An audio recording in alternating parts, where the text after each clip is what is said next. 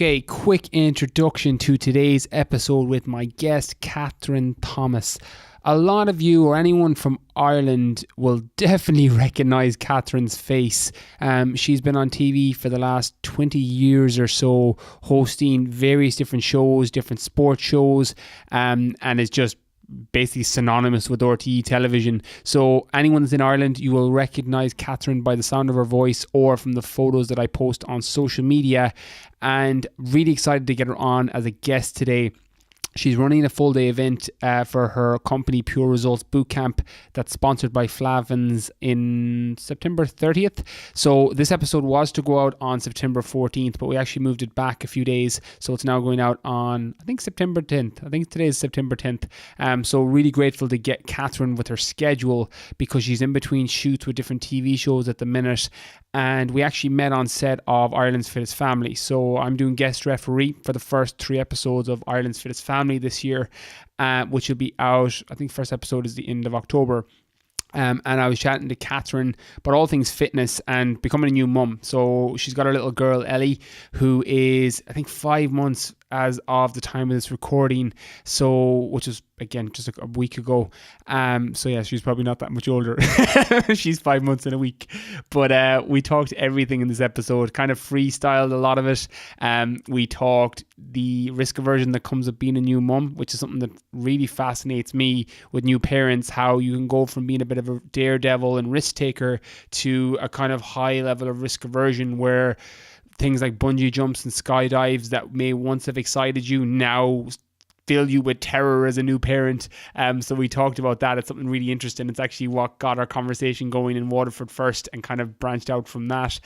We talked about learning to say no more often, which kind of correlated funny. I'm writing the second book right now, the follow-up to the fitness mindset.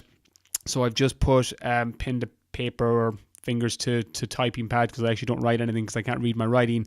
But the section I wrote the day of this recording was how to say no. So one of the things that has really supported me over the last few years is learning how to say no to things that aren't going to move my life or relationships or fulfillment forward.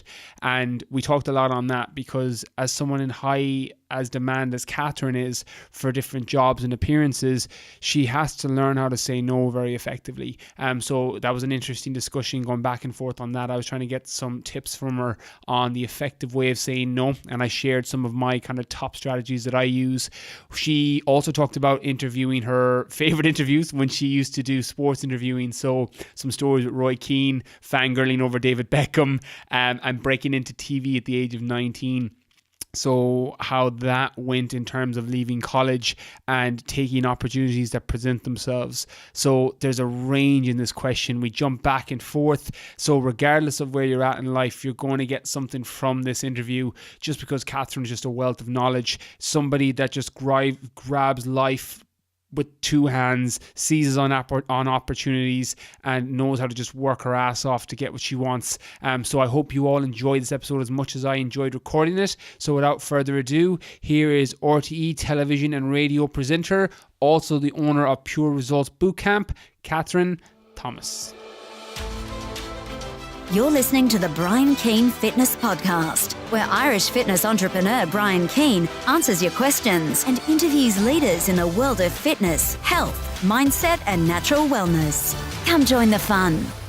Hey everybody, welcome to another episode of the Brian Keane Fitness Podcast, where we talk everything fitness, nutrition and mindset to help you with your goals. I'm so excited today to have my guest with me, Kathryn Thomas.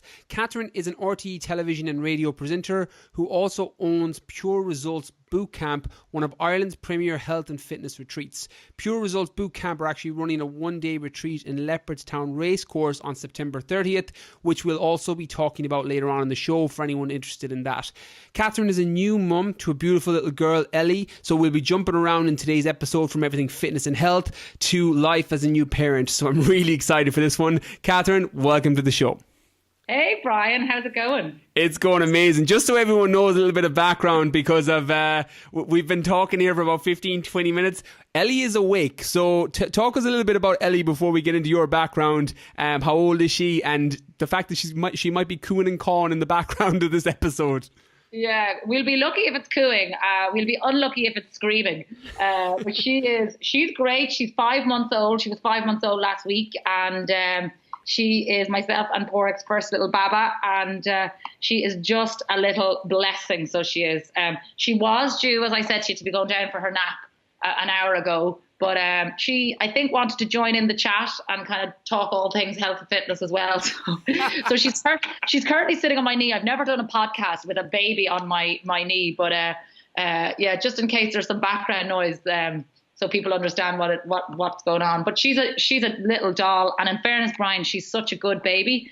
I know you and me were chatting last week about kids and everything, and she seems to, I think we're really lucky, she kind of is eating and she's sleeping, apart from today. And she's kind of doing all the things that she should be doing. And yeah, we're just, I've kind of, I didn't take a whole lot of maternity leave in that she was born on the 23rd of March and I kind of had 4 or 5 weeks off.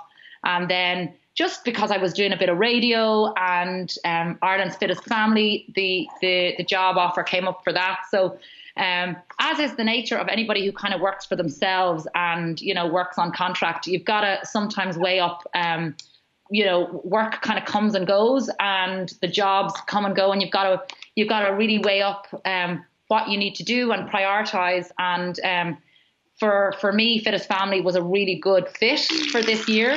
I can hear in the background. Yeah.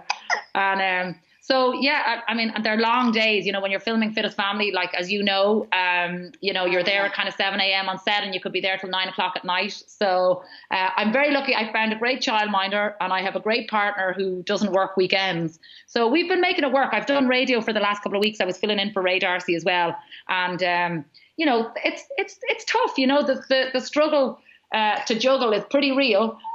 But in the way that, like, I now have from, sort of most of October off, that I can kind of hang out with her October, November, and then we start into Operation Transformation as well. So it's been amazing, I mean, I've done a lot of tough jobs in my time, and I've done a lot of jobs that require, a pretty serious amount of attention, but she's definitely has topped all of that now. It's amazing, and trying to get that balance can be very, very difficult. I'm going to jump around today because I was going to ask this, but I'm going to ask it now because I think it's a perfect time. Having been obviously a new mum for the last few months, is there anything you wish you had known before Ellie came along, or advice that somebody may have offered you? I think the fact that guilt is a big thing. I mean, I never really struggled with guilt in any shape or form. And people say, you shouldn't feel guilty going back to work, or you shouldn't feel guilty that, the days are that you've got a lot on your plate. But that's one thing that surprised me, because I have my own business as well. So the days are pretty busy, and you've got to make sure that you do enough for her and enough for you and enough to keep your business on the go, So that's one thing. I wish somebody had said, kind of, look, it's going to be tough and you're going to have to make priorities and you're going to have to leave her with a childminder and you're going to have to go to work, and think of yourself as a really good role model for her, as opposed to, the fact that you feel guilty for leaving her at 5 months with a childminder, Yeah. So that would definitely be one. And it's in a way that, she takes up your entire headspace, emotionally. I can't stop thinking about her, and I'm still sort of mesmerized by her. And every day she's changing so much. And your heart is just bursting with love for this little precious human, and also the sense of responsibility that comes with it. I suppose I've always been very independent. I've worked for myself since I was 18. I've always put a bag on my back and headed off traveling around the world. I took risks when it comes to setting up a business, when it comes to, working on the right TV shows. And it's an industry where, you don't really have a whole amount of certainty. Do you know what I mean? Whereas this little being comes along and just takes up your entire headspace, and the responsibility that it's just you and your partner are caring for this little human, and you're their guide and their shining light and all of that. So that was a big, the responsibility that comes with being a new mom was huge and kind of hit me like a ton of bricks. It is. It's amazing as well that guilt hits. I remember probably the first time I've ever dealt with, say, separation anxiety was when Holly was about 5 months old as well. She was 5 or 6 months and I had to go to LA for a job and I was gone for 2 weeks. And I'd never experienced that separation anxiety. I didn't know what it was first because it was just this unease, kind of that guilt. But it's amazing what happens when you become a parent, and it's kind of universal across nearly anybody that's in that same similar situation. 100%. Like I took her to LA actually when she was 3 months old. My sister lives over there, and I had decided I was going to go for 2 weeks. And at that stage, she was just a little bundle who wasn't crawling and who wasn't vocal and she was just there. And the idea of traveling across, an 11-hour flight with her didn't bother me at all. And I packed my bag and off I went, and she was brilliant on the flight over and she was brilliant on the flight back. But Porrick, I was gone for almost 2 weeks. And in that time, he didn't even really think that it was going to bother him or that it was going to be an issue. And then we used to kind of FaceTime, every second day. And he started really struggling with it on the second week because she was so young and she was changing so much. And my whole thing was like, Jesus, please don't say dada when you're over here. Like, please don't make that happen. So I probably I had no idea really how much and how fast they change in those early days. And even now she's changing. I was down filming for Fittest Family in Waterford last weekend and I was gone for 3 days and I came back up and she was in bed and the next morning went up. So it was kind of 4 days I hadn't seen her. And she was like a different child lying in the cot smiling up at me. So, so we've kind of decided as a family, especially in this first year, where we can, we won't be away. Neither one of us will be away for any more than, 5 or 6 days because it's just too hard. It's too hard. And so where we can, we'll bring her with us. And if I do have to travel, hopefully we can travel together as a family. And if it's work, and that stuff happens, and you kind of deal with it as and when it comes up. But yeah, no, I totally get the separation anxiety piece, big time. Yeah, it's amazing. And another thing I want to get into, just because we spoke about this briefly last week during Ireland's Fittest Family in Waterford, about when you became a new mum, how you went from kind of a daredevil, I'll do anything, to now having that kind of risk aversion towards certain things like bungee jumping, skydiving. This is an area that really fascinates me. It's been really widely studied as of late, and there's lots of people listening who have kids or who want to have kids in the future. So can you talk me through a little bit of your experience with that and how your personality type was before Ellie, and how that's kind of changed now? Because this is something that's really fascinating to me. Yeah, well, I would have described myself as a kid. I was always the tomboy. And my dad always said, he used to find me, anytime they said, don't go there, don't do that, that's generally where they find me. So don't climb that tree and I'd be on the top of it, or don't cycle your bike from the top of the hill. And that's where I'd be, trying to go as fast as I can, ending up in a heap at the bottom. So like adrenaline, I was always a bit of an adrenaline junkie. I was always a bit of a tomboy. I always wanted to kind of push the boundaries. I got suspended from school for, climbing out windows. And so anytime somebody said, they're the rules and they're the lines and don't cross the line, that my personality type is I always try and cross the line. How far can I push this? And I suppose in some ways that's it can be good in business and can be good later on in life, and it can be a good thing when it comes to your confidence and the ability to travel the world on your own and feel the fear and do it anyway, and stepping outside your comfort zone, which has sort of always been a big part of my philosophy. And on my boot camps, it's a big part of where I try people to really focus on getting outside that comfort zone and facing your fear and asking yourself, what's stopping you doing things?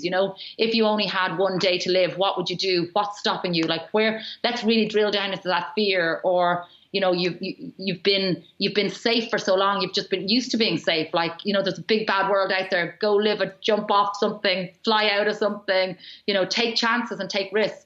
So to some degree, that's like the job that I had when I did No Frontiers, when I was traveling around the world and, skydiving and bungee jumping and doing all that. That was right up my street. That was my personality type. And that was kind of, I really feel that I found that job and that job found me, because it was, it just totally gave me everything that I need in a career. It was exciting and it was energizing and it was terrifying. And the fact that I never really knew from year to year if I had a full-time job, because they only commissioned the show on a year-to-year basis. So like that never bothered me, because I was just one of those people, you know, that like that sort of kind of like living on the edge.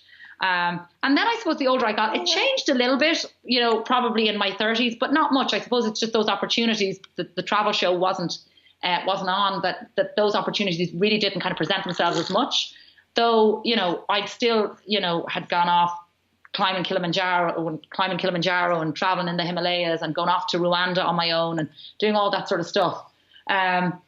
And then, yeah, there's just been, since the 23rd of March, since she was born in the Coombe and changed our entire world, it's a sense that you're not doing, it's not just you anymore. You know, you are, and it goes back to what I was saying about responsibility. You are responsible solely for this little person who's now on the planet, you and your partner.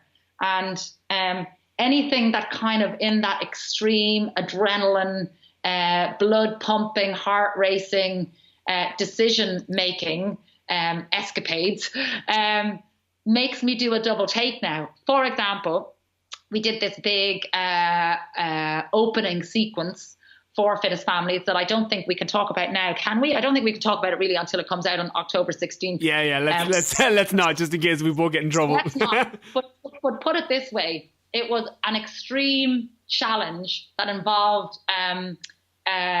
testing your mettle on when it comes to being scared of heights. Oh yeah, so we can, because it's in the ad. It's in the RT ad. They've got it in the RT ad. So I think we're good on this one. Okay. So I'll pick it up there. So there a couple of weeks ago, we were filming the opening sequence of Ireland's Fittest Family, and they had this big stunt called Vertigo, which basically the families have to walk out on this plank right on the top of the Irish Life Health building in Dublin on the Quays. And I stood on top of that building, and the director said to me, wouldn't it be brilliant if we did an opening piece to camera with you standing or sitting on that like plank, and then we'll get a drone and we'll film it and all that. And when I was on the ground, I went, Beckett, yes, this is amazing. Woo! Like, what a way to come back from maternity leave. You know, here was I going, this is like not returning to the office. This is returning to exactly what I know to do, which is kind of crazy stuff. And anyway, we got up to the top of the building in the lift, and I was harnessed up and I walked out to do a piece to camera, and I looked at the planks and I just went, I can't do it. I can't do it. Like, what if the harness doesn't hold me, or what if something breaks? And the worst things go into your head. And me before, the person who would have said that before was like, you know, like, how far out can I walk? How far out? Like, you know, tell me how is the most, or what's the most, how far can I push this the most in terms of getting like an amazing piece to camera? That would have been the old me. And then the new me just went, I don't know if this is a good idea. You know, like, yeah, it will make a really good opening shot for your program, but I'm a mom now. And if I fall 75 floors, like, and end up in a splat in the concrete below, like, it'll make newspaper headlines, but like, Ellie won't have a mom. So, and literally that's went through my head, and it really bothered me. Like, I didn't know that that's how I was going to feel. I didn't know that, that I could feel like that, or that sense of responsibility would take over, or, it's not just me anymore, you know, and it's not just me and my adrenaline rush. I'm living for her now. And that was the biggest wake up call. In the end, they were like, listen, it's grand. We couldn't get the insurance to put you out there anyway. so they kind of took it away from me. But, yeah, I suppose this year is going to be an interesting year in terms of learning, how she makes me feel as a person now. Like, cause she's a part of me now, and everything that I do and all the decisions I make, she'll come into that. And I suppose selfishly, I've never had to consider anybody before. Yeah, we had that discussion briefly. I'm going to expand on that a small bit, because I know when Holly, my daughter Holly now is 3 years old now, and when she came along, for me, it lit a fire under me completely. Like, I was kind of driven before, but it gave me a very kind of monomaniacal focus on what I wanted to achieve and kind of the life that I wanted to build for both of us and for the family in general. But we spoke about this at Fittest Family, about responsibility, we spoke on a lot of different things on it. Talk me through the part of the decision-making process and how that is affected, and how you see the way you look at decisions that you make now. So for example, as you said, every decision you make is very much Ellie comes into this, what's the best for the family? Have you found that any opportunities that have came your way, or your own business, have you looked at it in a different way, positive or negative, or has anything else in your mindset kind of changed since she's came along? Yeah, like I would have been accused by Porrick, my partner, and my family and my friends for being a bit of a workaholic. Like I love what I do, and I love what I do in television, but since I set up my own business 4 years ago, Pure Results Bootcamp, it has literally taken up every waking hour of my day, you know what I mean? And what you have to do to create a successful business. And it really is my baby, and it really is, like, I really have put my heart and soul into it for the last couple of years. So because of that, and because of having to create the brand and having to be in it and around it, like for the first 2 or 3 years, 2.5 years, of all the camps that we do week and weekend, I never missed a camp. I was always on site. I was always meeting clients. I was always, if I wasn't doing my TV work or radio work, I was always in the office trying to improve the product, trying to really get feedback from clients and customers as to what would make it better, making sure our staff were all on point, all of that stuff, along with kind of trying to do my regular job as well, you know. And for me, I suppose, since she's come along, time is precious. I've realized how precious time is.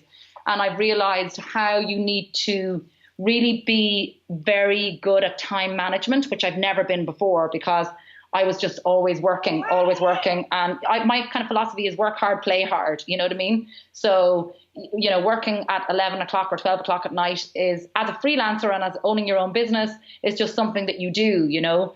And I suppose now what I've really realised, or what's changed since Ellie has been born, is that I look at every day and I look at every week, and the hours in every day, and how precious they are, and how you actually can't be everything to everyone, and you can't do everything at the same time, because she requires so much attention, and she deserves it, you know. So I suppose that's probably the biggest thing that's changed. From a decision-making process. Like I now really focus on what's important. And I also have learned to say no a bit more than I would have done. Like I would say, I hate saying no to anyone about anything. So for me, it's like really kind of focusing on what's important, and prioritizing my week, and prioritizing my month, and prioritizing family time, time with myself and Porrick, time for myself. Because as a mom, everything could be so overwhelming, and especially having gone back to work as quickly as I did. So learning how to say no, and learning to prioritize, and learning to kind of accept that now she is a part of me, and a part of my decision making, and a part of my day and my week and my month and my year. And so making sure that the decisions I make take all of that into account.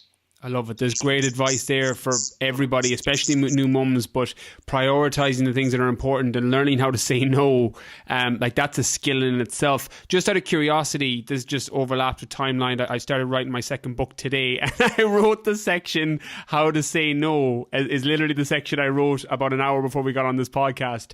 Do you have any tips or advice for how to say no to people? Because obviously you're in massive demand with work, and just for people looking for your time in general. I've got a couple of strategies that I use. Do you have any go-to tip that you use when trying to say no? Is it just a firm, resolute no, or do you have any strategies where you put it off, or what do you do? What I do to say no is you've got to deal with it head on. You've got to deal with it on the day, you know, because what I used to do is, go, oh, I'll get back to you on that. And then not only are you kind of putting it off, but you're kind of not being fair to the other person as well. So I think deal with it as they come up, as the emails come in, as the requests come in. You've got to deal with it. And you got to kind of be honest and make sure that you're kind of in your wording in those emails, or in a text, that you remain true to yourself and be pleasant and be mannerly, but ensure that people know that you are busy and you've got other priorities. Yeah, no, I love that advice. Something that I found has really helped me is very similar to what you said. When you're very clear on what your priorities are, it makes it a lot easier to say no to the things that fall outside of that. So when you've got your family, or you've got your kids, or you've got your job or business you're building, or whatever it is that's important to you, it's relative for people listening, it makes it a lot easier to make those decisions. One of the rules that I generally work by is I split my life into 4 quadrants: health, wealth, love and fulfillment. And I normally mark those quadrants out of 10 every month. And if a decision that I'm about to make doesn't move the needle forward in an area of my life that's important to me, I generally just say no. And again, great advice what you said. You kind of got to be firm. And anyone listening, I just want to offer that your life will be significantly better if you learn how to say no to the things that aren't a priority for you, or the things that are going to suck up your time or energy when it could be better used in other things. So I would always go firm no. And a great little tip is just to add in there, I generally tell people I'm overcommitted, but thanks so much for the offer. That generally kind of cuts it, and it means you're not going to lose your time, and people don't feel like then you've been, mean to them or just kind of pawn them off. So yeah, I love that.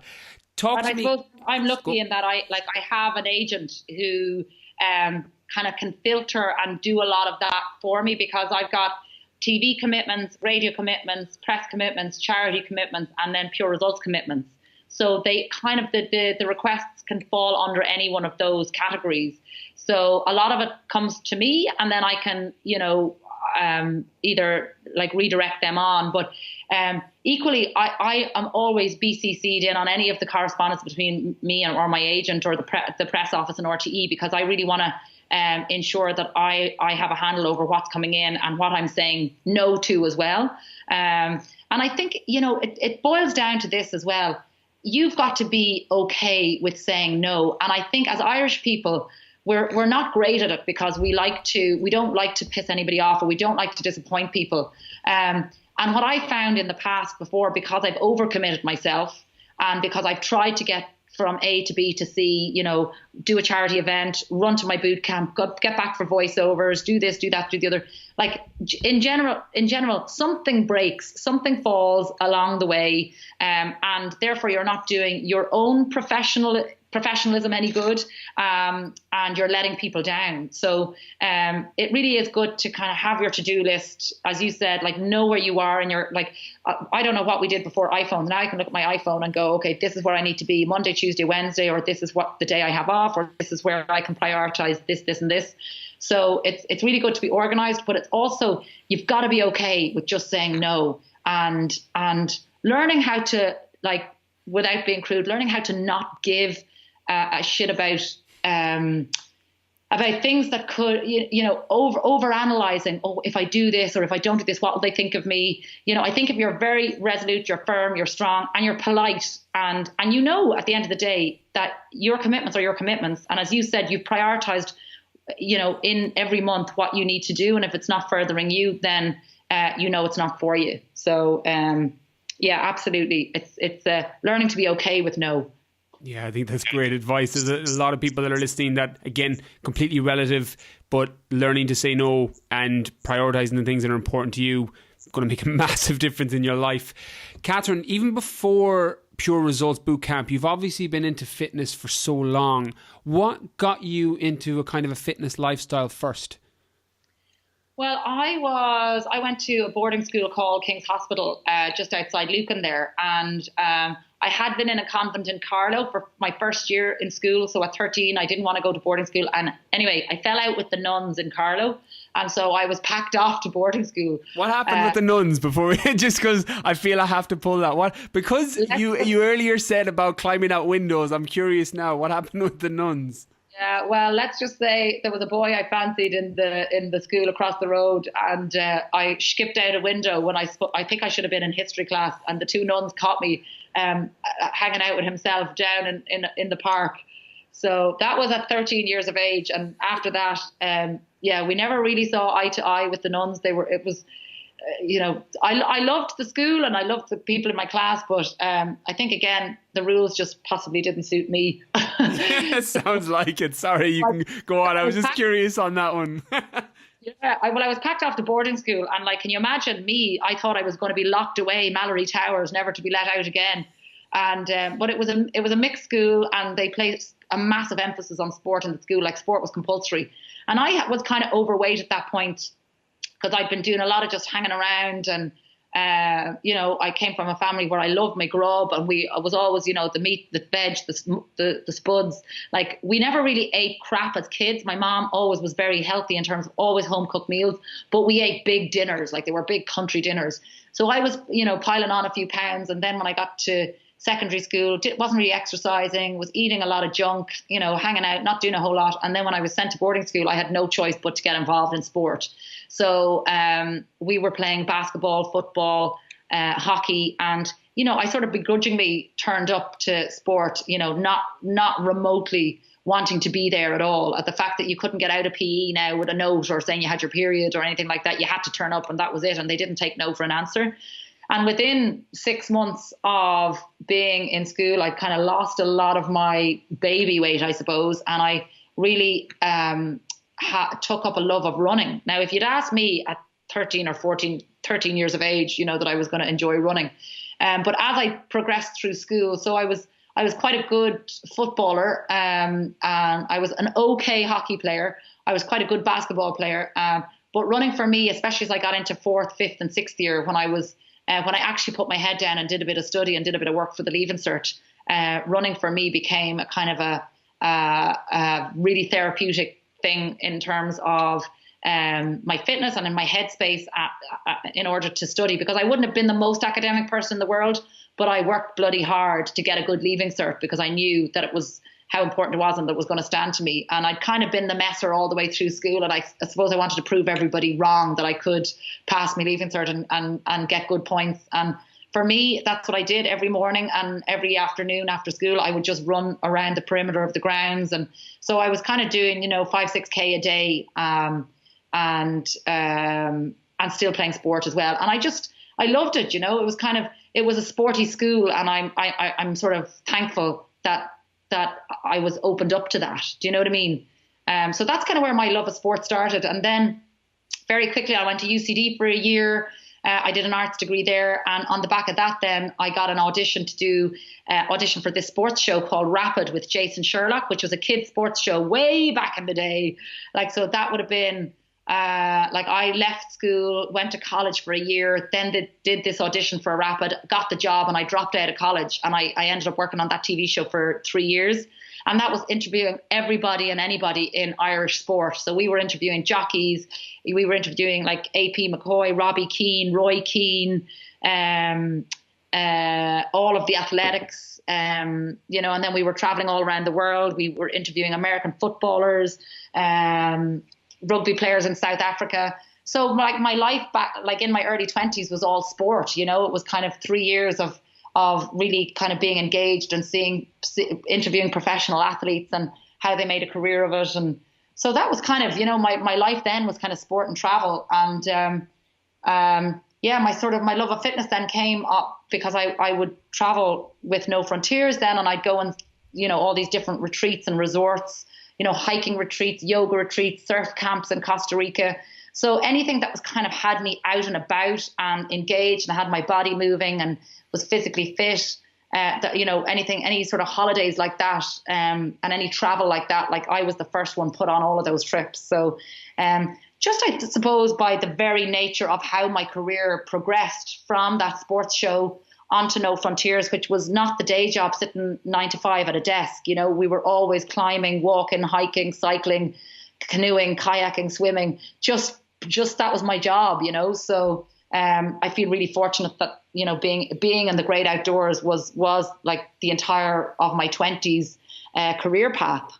Yeah, it makes so much sense because of obviously your background in sport and running, to having lived in such an active lifestyle that it was always going to be such a major part.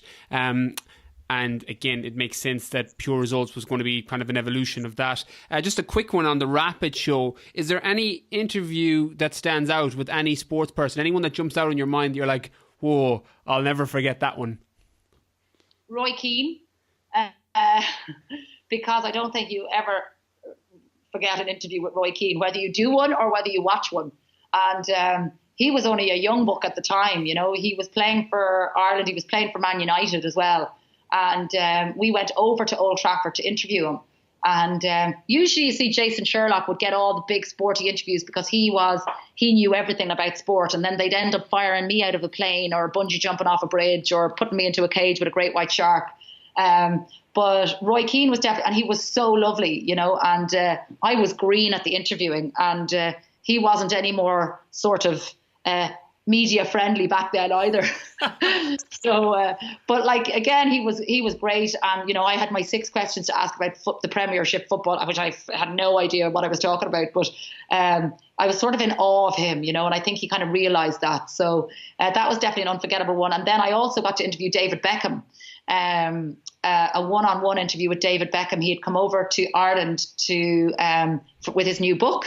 I don't even remember. It was a red cover. It was a red heart. I don't know if you're a Man United fan, but I can't even remember the name of the book. But I remember the book. Yeah, I didn't read it, but I remember the time it came out, the timeline wise.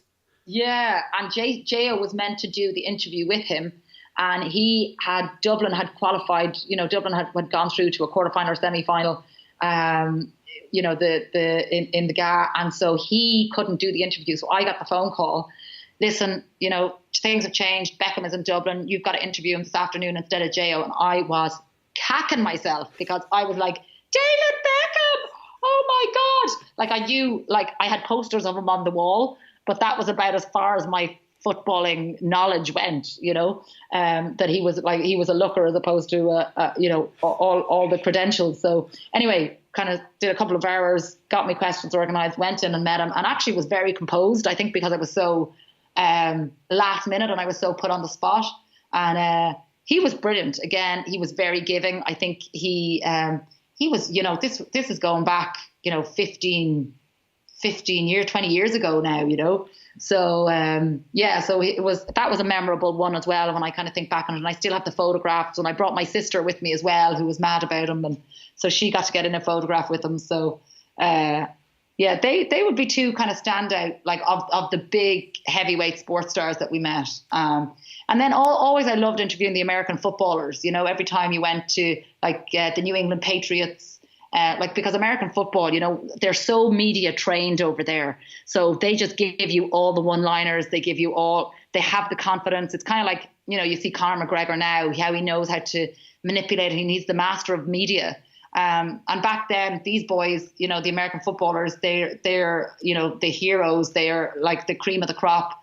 The television viewing public in the States are all about them. And it's kind of like they're all about character over there. So it was always really, because you go from, you know, a field in Termonfeckin interviewing, you know, the under-14 hurling team, or DJ Carey or whatever, you know, who's an amazing trainer, amazing, you know, the king of hurling at the time down in Kilkenny, but very gracious, very quiet, very unassuming, you know. But these are the kings, no more than Henry Shefflin now. These are the kings of sport in Ireland, kings and queens of sport in Ireland. Sonia O'Sullivan, you know, beautiful girl, an amazing athlete, but very quietly spoken. But then you go to the States and they're like, you know what, I am the best thing since sliced bread. And they just give it to you, and they give you the one-liners and the sound bites. And it was always intriguing to me that, you know, the difference in personality and the difference in confidence and the difference in how you portray yourself as a hero. Whereas here in sport, generally, I think people are still quite unassuming. You know what I mean? McGregor excluded, obviously. Yeah, he breaks the mold at it. But as you said, Irish people tend to be, again, I'm generalising and apologies to anyone in the US listening, but Irish athletes and people in general tend to be slightly, I don't want to say more humble, but you tend to get slagged by your mates at home if you're kind of, you take the American attitude of I'm, you know, the best on the planet. So I think we bring each other back down to earth in Ireland. Yeah, big time. Like it would be not that how you portray yourself. It's like when you're down in the pub or if you're meeting up with your friends for tea or coffee or whatever, the slagging that you'd get for, getting above your station is what we call it over here, and you're not let away with it. Love it. I'm curious, just because of your time at the minute, obviously prioritizing things with Ellie and work, how is your training looking at the minute? Are you doing short burst workouts? Are you taking a break from training? What does your current regimen look like? Well, I ended up having a C-section on her. In the end, it was an emergency C-section. So I had done all my yoga. I had done my, all my exercises, my leg strengthening, my squats, everything, kind of getting ready and physically and mentally for childbirth. And then she had a completely different plan, and we just had to go with it. So that was a big adjustment for me, really mentally, the couple of days afterwards, because I was just sort of thankful that everything was okay and that she was safe and everything was fine. But the physical trauma of it and the kind of inability to be back up on my feet, for those first couple of weeks was a difficult adjustment. And so I just had to take things really slowly on the advice of my doctor. So after sort of 3 or 4 weeks, I was sort of back doing good strong power walks. But it was really 12 weeks. He said, you're going to have to give yourself time. So at 12 weeks, that's when I started kind of, really getting out every day with her, just pushing the buggy and getting back up and at it. But it's only really, to be honest, in the last sort of 2 to 3 weeks that I have felt ready for, getting back into a training regime, like I would call back to myself. So, and for me, that's not going to the gym or anything yet. Time-wise, it's been too difficult. So what I do is I would do a 45-minute session here in the house 3 times a week. So I would, depending on when she naps, I try and do it if I'm here during the day, and she takes a 2-hour nap during the day. So I try and do it then. So I do that 3 times a week, or I do it at nighttime. And I'm actually just going this evening. I'm going to a class, my first Pilates class back. So I would do, sort of 3 sessions a week. This is only in the last couple of weeks, as I said. And then we have 2 dogs, so they need to be walked every day as well. So I kind of do a walk in the evening then with them. And then I am getting my my jogging buggy delivered. So that is coming on Monday. And that's going to hopefully get me kind of back out on the running thing again. The running thing was an interesting one for me, because right from the moment I found out I was pregnant, I didn't run. I stopped my running and my jogging, which was really unusual for me, because I know there's some women that can run right the way through, their entire pregnancy. And I was able to work out. I was able to go to the gym. I was lifting. I was squatting. I was doing all of that. I was doing my yoga, my prenatal yoga with a great girl called Miriam Kearns. She was amazing. Just physically and emotionally, psychologically as well. I found, if anyone out there who is pregnant or thinking of getting pregnant, I wouldn't be a big yogi anyway. But that for me was instrumental in terms of as you're expanding and you're getting bigger, and your balance, your balance shifts a little bit as well. So even like all of the exercising, the stretching, and the psychological aspect of like really focusing and taking time out of yourself once a week. I did 1-to-1 sessions with her, and I found them invaluable. But the running, I think it was more psychological. And the bigger I got, and even my doctor was saying, you're fine, you're fine to run. But psychologically for me, it just wasn't happening. And I just felt that everything was too bouncy and I was getting too big, and it was all, I just didn't feel comfortable. And so I just had to listen to my body and listen to myself, and just, it wasn't for me. So I'm kind of really looking forward to getting back into it now. Like I would probably be running maybe once a week. And when I say running, it's a kind of a jog stroke walk. So I'm looking forward now that I feel fully back to myself. I feel I'm able to kind of do my sit-ups now for the first time really strongly, really comfortably. And so I feel now psychologically I'm ready to get jogging and get my running back up again. So kind of looking forward to that.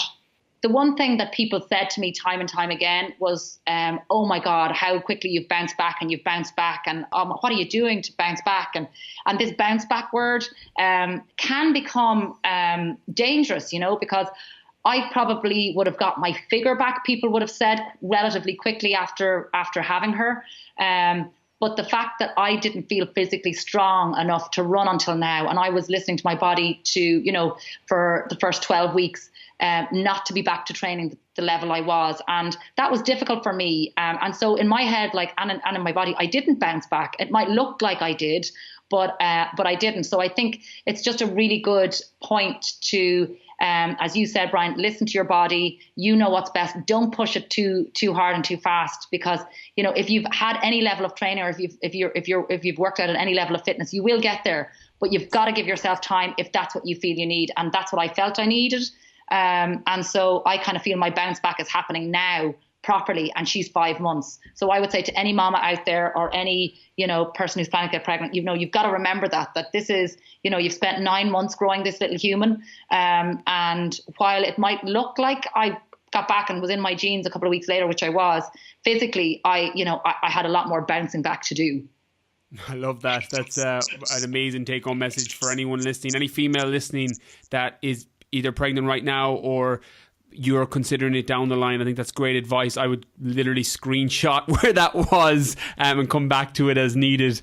Today's episode of the podcast is brought to you by Clean Cut Meals. Clean Cut Meals offer a professional meal prep service and have various plans to suit your specific goals. They change up their menus every week so that you never get bored, and this can help you stay on track long term. Clean Cut are helping me with all my post-workout meals as I prepare to try and run 230 kilometers self-sufficient through the Arctic Circle next February. I've been using their meals for nearly a year now, so if you're short on time or just looking to get the time back from shopping, cooking, preparing or clearing up after meals, then definitely go check the lads out.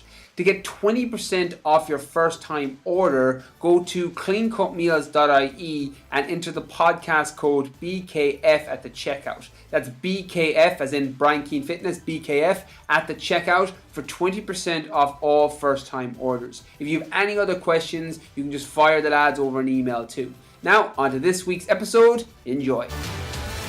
Kathryn, we're going to take a little bit of a different direction now. So a kind of rapid fire, even though you can expand out and flesh out these answers as you want. I'm going to throw a couple of questions at you and just answer in whatever way you want. One word answer or flesh them out as needed. Go for it. First one.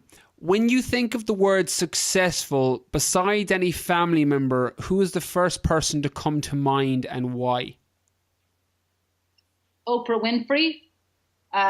She's one of my all-time heroes. I love the fact that she had to struggle through adversity. I love the fact that she had to push in a male-dominated space as a black woman in an industry where she was very overlooked. I love that she is very honest. She has a connection with women and men around the world, which is why she is the most successful TV host in the world. She has been very honest about her struggle with her weight. And I am just I have a complete girl crush on her. I think she's incredible. She's inspiring for all the charity work that she does as well. And, she's still from the moment I figured out who she was at 19 years of age to now, she just inspires me. I love that answer. She's one of my favorite people. Do you know her background story from her teenage years and all the struggles she went through? Are you familiar with that?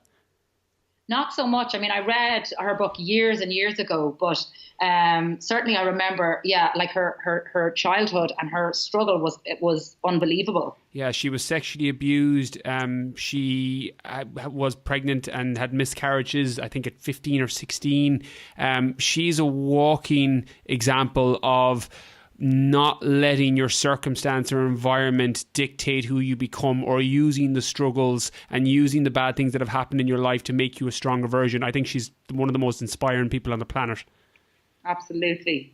I second that. Next question. What purchase of €100 or less has most positively affected your life in the last 12 or 18 months? €100 or less. I bought an old-fashioned orange squeezer last week, and it was, the little glass one. I can't remember. I think it was like £9 in Dunnes, because Ellie was sick, I was sick, She's been struggling with snots and snuffles, and I have as well. And I couldn't remember the last time I had freshly squeezed orange juice myself, and how good it tastes when you squeeze them and you squeeze those orange juice. And I have a juicer, and I have a NutriBullet, and I have all of that. But there's something now quite therapeutic about like slicing the oranges and squeezing them. And it sort of reminds me of my mom. She used to squeeze orange juice for us all the time in the summer. So that's the first thing that's come to mind. I love it. Good old vitamin C hit. Yeah, absolutely. Next one. Do you have a favourite Netflix series, or do you watch Netflix? I'm sure time-wise now it doesn't lend, but do you have a favourite series that you watch? I haven't watched it in quite some time now, because I'm generally like trying to catch sleep whenever I can. But my favourite, I recently watched Suits. When I was pregnant, I watched Suits, and I loved that. But probably my favourite Netflix series, box set series, was Breaking Bad. I just thought it was brilliant. I thought the acting in it was brilliant. So that was one that I got quite addicted to. Yeah, that's a highly addictive rating on that one. Do you have not necessarily a favourite podcast, but do you have a podcast that pops into your iTunes or pops onto your app that you're like, yes, new episode? Well, recently I've been listening to the Mother of Pod podcast, which I think is brilliant. Jen O'Dwyer and Sophie White. And they are like two journalists, two Irish girls, and they have been best friends forever, it seems. And they are just shooting the breeze, talking all things, fitness or motherhood or career or juggling, balance. So that's a really good one. It's Irish, and it's like just kind of earwigging in on two people's conversation in Bewley's on Grafton Street. So that's what I'd recommend. I love that. I love that format of podcast as well, the kind of the fly on the wall style podcast. Do you have any go-to supplements that you use? So I'm aware they may be different now, being a new mum, but do you have any one or two kind of go-to supplements that you use, if any? No, I'm not really a supplement person, to be honest. Never really have been. I was using cod liver oil when I was pregnant, but right now I don't take anything, like zero. I was taking vitamin D. I was taking vitamin B when I was pregnant with her as well. But right now it's just good food, fresh air, and exercise. Love it. Really, really hard to beat that. Yeah. Do you have a quote that you live by or refer to often? Feel the fear and do it anyway. Kind of like what I was saying to you. I always sort of try and instill in my clients in Pure Results who come down to me, that life is for living, and you've got to take risks, and you've got to take chances, and you've got to push yourself outside your comfort zone, because it's amazing what you find out about yourself when you do that. And I don't mean this has to be extreme sports or anything like that. It's just, pushing what you think is normal and safe and everyday, and how you can implement new, exciting, small changes on a daily or a weekly basis that will give you a pickup, or that will kind of make you just appreciate living, and living for the day, and living for the minute, and living for each day, and making each day exciting, and appreciating every day for what it is. I love that. I live by the mantra that behind every fear is a person that you want to be. I think that's an amazing quote. Yeah. Okay, last one before we talk everything to do with your one-day event. If you could give your 18-year-old self any advice, what would it be? Don't be afraid to try anything new. When an opportunity comes along, grab it with both hands. Opportunities will present themselves to you all the time, and they present themselves to people all the time. But what makes those opportunities work is how you take them and how you use them. I used to think that I was very lucky that I got into TV, that I got a lucky break. And I used to say that because I was working, labeling videotapes at the time in this production company. And, I ended up getting a kind of an audition on camera on the basis that I just happened to be in the production company, and I got the job on the back of it. But I now, like very, years ago, I kind of altered that, and I said, I could have been handed that opportunity. I was in the right place at the right time that I got that opportunity. But the fact that I grabbed that opportunity, I used it, and I made it a career, and I worked really hard to continue to get better at what I did, to continue to learn more about broadcasting, to continue to kind of research. And I always think you're never going to know everything about your chosen field. There is always something to learn. There's always something to learn about being a mother or a woman or a TV presenter or a business owner. You never know it all. And I think if you remember that and you're always keen for information and knowledge, I think that would be something I would tell my 18-year-old self, because I think when you're 18 or 20 or 21 or whatever, you feel invincible. So it's grab the opportunities that present themselves, work really hard, and always know there's more to learn. Absolutely love it. There's nothing better we could end it on question-wise. Kathryn, before we go, tell everybody a little bit more about your upcoming one-day event. Everybody listening, this is something that if you're in the area or within driving distance, this is going to be awesome, because we spoke about it in Waterford. So will you tell us a little bit more about that, and then tell everybody where's the best place to find out more about you? Brilliant. Okay, well, we've done these one-day events, these Pure Results one-day events over the last couple of years, and we've done them in Dublin and Cork and Galway. And it's basically like a big one-day event that gives you an idea of what our camps are like. So people kind of say to me, "Oh, I don't know if I could do a week of boot camp. Am I going to be fit enough?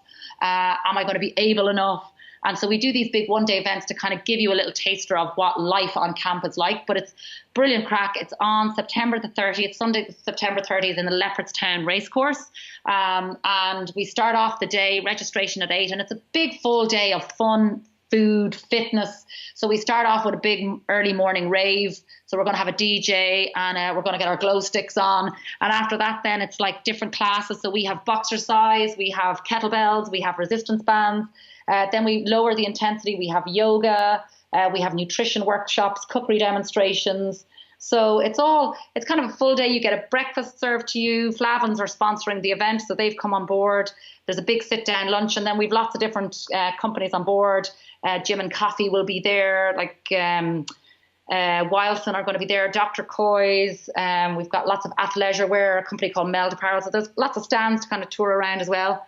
And then the biggest part of all that, an amazing goodie bag that people get going home as well. So my whole thing with starting a day like this is kind of, sometimes we waste our weekends. Sometimes our weekends are kind of, all of a sudden they've come and gone. And for me to kind of create something that it's for all ages, all fitness levels, come and have a bit of crack and I just think exercise for a lot of people can be intimidating. So I know a lot of people, Brian, that listen to your podcast are like complete fitness fans, and it's for them as well. But if you know somebody who you're trying to get involved, you're trying to get them to get back on the wagon, or you're trying to get them to,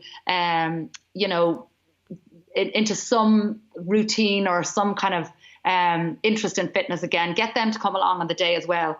We've loads, as I said, loads of trainers, loads of banging tunes, and loads of great food. So should be good out crack. And people can book tickets and find out more on pureresultsbootcamp.com. I love it. And I will be linking for everybody listening. The link for that will be in the show notes on briankeenfitness.com. I'll be linking it across on Instagram. So if you're checking out my page, you'll see all the links on there as well, so you can get your tickets. Kathryn, where's the best place for people to find out more about you in general? What's your platform that you use the most? My best platform right now is my Instagram account, which is Kathryn Thomas Official. And I've also just launched a new website, which we put live last week. That's KathrynThomasOfficial.com. So I am very shortly, as in next week, for anybody interested, I've done a pregnancy fitness guide. So this is a guide that'll take you through 40 weeks of your pregnancy, and there are exercises done out for every week of your pregnancy right through 40 weeks. So it's kind of 3 times a week, 30-minute workouts. And it's a PDF downloadable guide. So I did this with my personal trainer, Roisin. So she's qualified in pre and postnatal workouts. So there's lots of exercises in there, lots of tips in terms of nutrition and diet and lots of kind of pregnancy tips as well. So that's going to be available to download on my website, KathrynThomasOfficial.com. Amazing. By the time this episode goes out, it's going out on the 14th of September. So that will all be live. So as you're listening to this, that will be in the show notes. You can click straight on through. You can download that. Kathryn, thank you so much. And Ellie, thank you so much. I wish you could get a picture of her now. She's woken up and she's just looking at your picture on screen. Smiling at you. So she was pretty good, wasn't she? She was quiet throughout the whole thing. She was amazing. She did incredible on it. Okay, for everyone listening, we and myself and Ellie are going to have a chat about baby fitness. So chat to you all real soon. Quick message before you head off. Just letting you know my best-selling book, The Fitness Mindset, is now available on Audible and all major audiobook apps. If you're like me and love listening to books while you travel or work out, be sure to go to audible.co.uk or audible.com to check out the audio version of The Fitness Mindset. You can listen to a 3-minute sample on there, or you can download the full book. Also, last thing before you leave, if you try Clean Cut Meals, the sponsors of today's episode, be sure to enter the code BKF at the checkout to get your 20% off your first order. Clean Cut Meals are doing all my food for my next adventure challenge coming early next year. I'll be announcing more about that during next month's podcast, and I'm just waiting actually on medical clearance. Ugh, yikes. So stay tuned for that, and remember code BKF at the checkout for 20% off your first order. Catch you all next week.